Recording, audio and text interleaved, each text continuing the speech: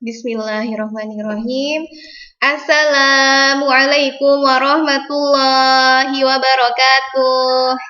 Selamat pagi anak-anakku yang soli dan solihah. Alhamdulillahirrabbilalamin. Hari ini hari Selasa, tanggal 6 Oktober tahun 2020. Allah izinkan kita bertemu kembali ya dalam pembelajaran jarak jauh. Semoga hari-hari kita senantiasa bersyukur kepada Allah dan juga bersabar. Karena bersyukur adalah separuh dari agama dan bersabar adalah separuhnya lagi gitu ya. Jadi syukur dan sabar senantiasa kita isi hari-hari kita dengan dua hal tersebut begitu. Oke, hari ini kita awali pembelajaran dengan basmalah. Bismillahirrahmanirrahim. Anak-anakku, pada pekan ini kita sudah mulai memasuki pembelajaran di tema yang keempat ya. Masih ingat nggak itu tema 1 apa saja dulu? Bukan apa saja. Kita belajar tentang apa tema 1 sayang? Tentang indahnya kebersamaan. Kemudian di tema yang kedua kita belajar tentang selalu berhemat energi. Di tema yang ketiga, peduli terhadap makhluk hidup. Dan di tema yang keempat, apa ya? Yaitu berbagai pekerjaan. Nah, di gambar yang Bu Ana tampilkan ini, hanya beberapa pekerjaan ya. Nanti sebenarnya banyak ya. Jadi ada bu guru, kemudian seorang pencak silat, ada nelayan, ada petani, ada pembatik gitu ya. Kalau kita mau sebutkan banyak lagi ya, ada coba sayang. Yang sebenarnya beliau itu ada, cuman kita kadang kurang memperhatikannya. Yang suka membersihkan masjid. Kalau di sekolah itu ada satpam, ada petugas kebersihan, pemadam kebakaran, dan banyak lagi pekerjaan yang ada di sekeliling kita. Seperti itu. Kemudian di tema berbagai pekerjaan ini kita belajar apa ya? Baik, kita ikuti berikut. Dalil pendukungnya adalah apabila sholat telah selesai dilaksanakan, maka bertebaranlah kamu di muka bumi, carilah karunia Allah, dan ingatlah Allah banyak-banyak agar kamu beruntung. Surat Al-Jumu'ah ayat 10. Allah berfirman gitu ya, setelah kita sholat, maka bertebaranlah di muka bumi. Untuk apa? Mencari karunia Allah dengan cara bekerja. Seperti itu. Ini perintah dari Allah buat kita bekerja gitu ya. Allah jelas-jelas memerintahkan kita untuk bekerja. Kemudian dalam Quran surat Saba ya, ayat 13. Bekerjalah wahai keluarga Daud untuk bersyukur kepada Allah. Dan sedikit sekali dari hamba-hambaku yang bersyukur. Anak-anak tahu nggak siapa Nabi Daud itu? Beliau adalah seorang penguasa dunia. Jadi kekuasaannya itu tidak ada yang melebihi kekuasaannya Nabi Daud ini. Jadi kalau kita sekarang kenalnya presiden ya lah. Nabi Daud ini seorang penguasa dunia gitu ya. Tidak ada yang kerajaannya lebih besar daripada Nabi Daud. Tapi tetap Allah perintahkan Nabi Daud ini untuk bekerja gitu ya. Tahu nggak apa pekerjaannya Nabi Daud? Dalam ayat yang lain dikatakan Nabi Daud adalah seorang pandai besi, ya sayang ya, seorang pandai besi, tahu nggak? Kalau pandai besi itu keadaannya bagaimana? Bergulatnya dengan biji besi ya, dengan panas, dengan api, dengan baunya nggak enak loh, itu bakar besi loh sayangnya. Coba dibayangkan nih, seorang penguasa dunia, Allah perintahkan untuk bekerja sebagai seorang pandai besi. Luar biasa, Allah memberi contohnya ya. Kemudian Rasulullah Muhammad Sallallahu Alaihi Wasallam bersabda di Sahih Bukhari ya, tidak ada makanan yang lebih baik yang dimakan oleh manusia gitu ya, daripada yang diperoleh dari hasil pekerjaan yang dikerjakan tangannya sendiri gitu ya. Jadi yang kita makan itu yang terbaik adalah hasil keringat kita sendiri, hasil tangan kita sendiri. Dan Allah pun perintahkan kita ya bahwa untuk bekerja, dan semua pekerjaan itu mulia gitu ya, dalam arti harus halal ya yang jelas ya. Tapi semua pekerjaan itu mulia. Gitu ya. Hatta bahkan seorang tukang becak pun ya, itu luar biasa. Seperti itu. Kemudian kita belajar apa ya?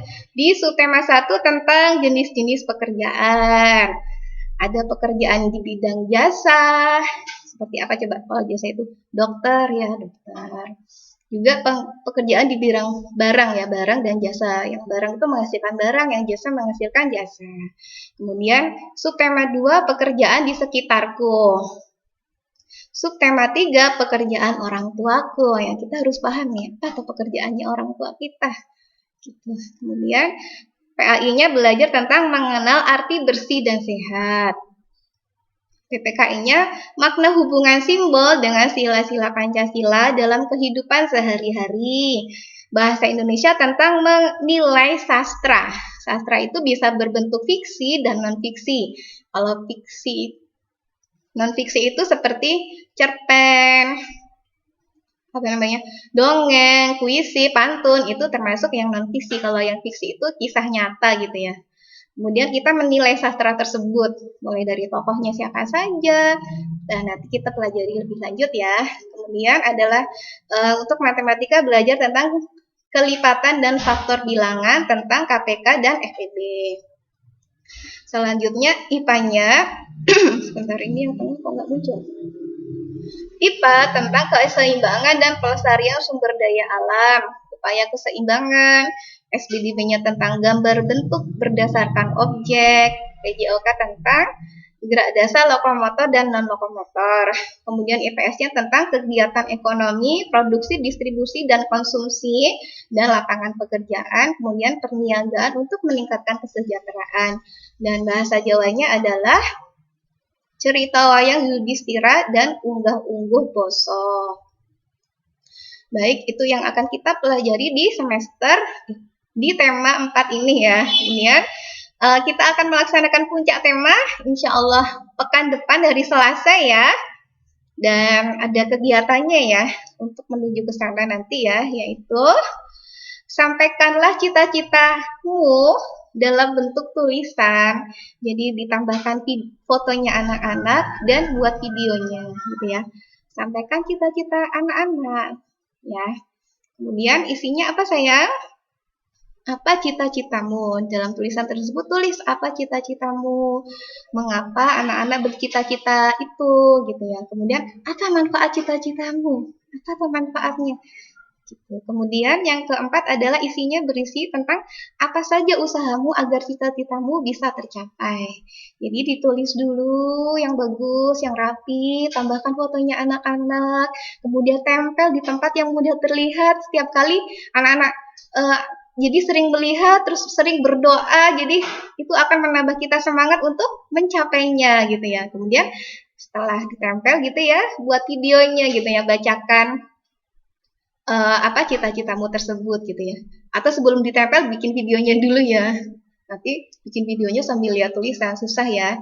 Jadi setelah jadi, sambil di video boleh membaca tulisannya tadi. Setelah itu baru tulisannya ditempel di tempat yang mudah dilihat. Gitu. Dengan begitu anak-anak jadi termotivasi untuk mencapainya, gitu ya. Gitu. Kemudian sebenarnya ini tuh ada di tema yang setelah subtema 3 itu ada kegiatan Aku Cinta Membaca anak-anak. Jadi cintailah membaca karena semakin banyak membaca, semakin banyak tempat yang kamu kunjungi. Semakin sering membaca, semakin sering kamu berpetualang. Semakin beragam bacaanmu, semakin beragam pula pengalaman yang kamu rasakan, gitu ya. Jadi kita baca misalnya tentang Italia gitu ya, dengan laut sungai Venesianya yang luar biasa. Padahal kita lagi di sini, tapi kita bisa menikmati keindahannya. Kemudian dan lain sebagainya. Kemudian, apa yang kamu baca akan membuatmu kaya. Karena apa yang kamu baca akan mengisi dirimu dengan ilmu, menambah jiwamu dengan pengetahuan, dan membuka wawasan cakrawala benakmu seluas-luasnya. Gitu ya anak-anak, banyak-banyaklah membaca. Gitu.